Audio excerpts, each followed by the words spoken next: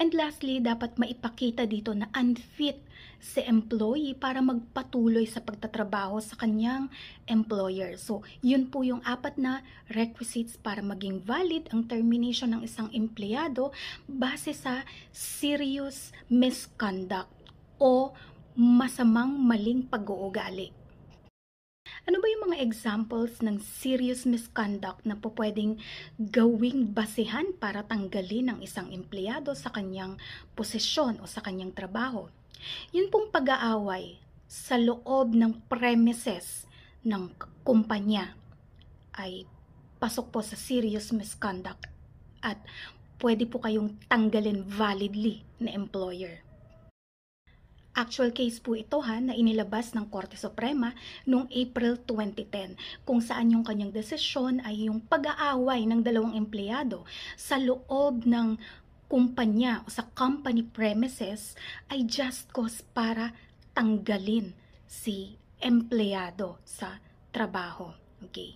Ngayon yung pagsasabi naman ng bastos, nakakainsulto o mapanakit na mga salita. So, yung obscene, insulting, and offensive words laban sa iyong supervisor or sa iyong manager, okay, ay po pwedeng maging just cause ng iyong termination. Serious misconduct po ito ayon sa desisyon na inilabas ng Korte Suprema sa isang actual case noong 1998.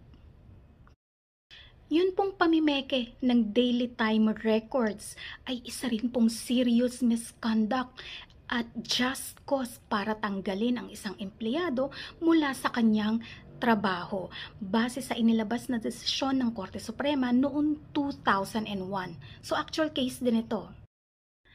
Kabilang din sa serious misconduct yung paggamit ng machinery, equipment, or property ng iyong employer and mga tauhan ng iyong employer para sa personal na negosyo ng empleyado. Okay? So, serious misconduct din po ito. Pwede kayong matanggal sa inyong trabaho. And actual case po ito na nangyari, na desisyon na nito ng Korte Suprema noong.